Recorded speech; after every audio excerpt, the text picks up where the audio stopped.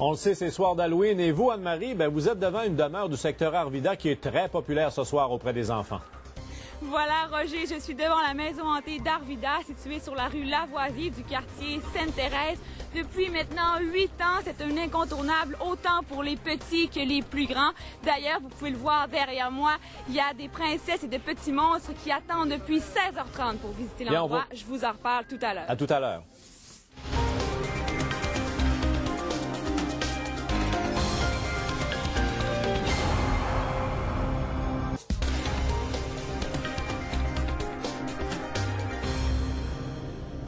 Anne-Marie se trouve toujours devant la maison hantée d'Arvida. Et Anne-Marie, est-ce qu'il y a beaucoup d'enfants sur place? J'imagine que oui, c'est populaire.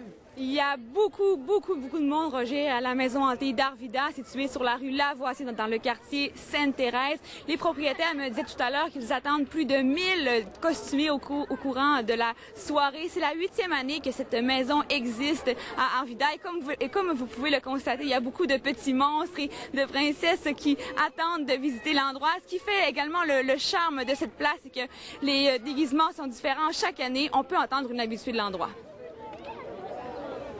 À chaque année, c'est différent, puis c'est vraiment, t'as peur, puis tu t'attends pas à... Tu sais que tu vas avoir peur, mais tu t'attends pas à ce qu'ils sortent, puis à chaque année, c'est différent, ça se ressemble pas à tout, puis c'est vraiment le fun. Anne-Marie, il y a l'école 80 de Chicoutimi-Nord qui s'est également transformée en maison hantée aujourd'hui. Une gigantesque maison hantée, Roger. Ce sont les élèves de 5e année, de 6e année de l'école des 80 de Chicoutimi-Nord qui ont érigé un labyrinthe intérieur à l'intérieur du gymnase de l'école. Ces élèves étaient d'ailleurs responsables de l'animation du labyrinthe. Ils étaient déguisés en morts vivants. Ils se cachaient entre les murs de cette maison hantée. On peut d'ailleurs écouter les jeunes qui ont visité l'endroit à leur sortie.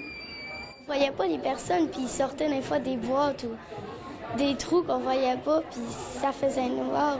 Il y a plusieurs sauts, puis dans le tunnel, ça bouge. Je me reculais parce que j'avais peur. Il y avait une genre de petite porte, là, puis il sortait sa tête. Oui. Tu veux retourner plusieurs fois? Ouais, moi aussi. Ah, c'est une très bonne idée, ça. Et une très bonne idée aussi dans une école de Saint-Fulgence. On a tenu à rappeler aujourd'hui les consignes de sécurité. Voilà, Roger, la Sûreté du Québec qui est venue donner une conférence à l'école des Monts-Valin de Saint-Fulgence.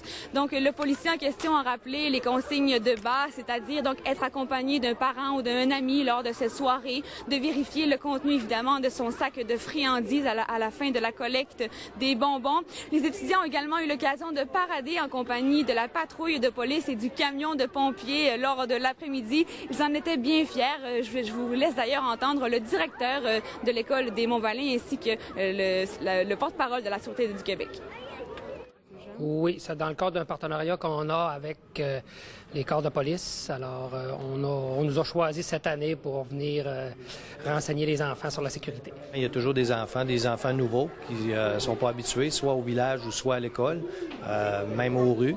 Fait que pour nous, c'est très, très important de rappeler toutes les années ce qui se passe comme activité. Sur ces consignes, oui, Anne-Marie, vous aviez quelque chose à rajouter? Non, je voulais seulement vous souhaiter une bonne Halloween, Roger, et mon seul regret a été de ne pas vous voir déguisé ce soir à l'antenne. Ah, qui sait, c'est peut-être partie remise. Très beau chapeau en passant, Anne-Marie. Bonne soirée, merci. Bonne soirée à vous. Au revoir.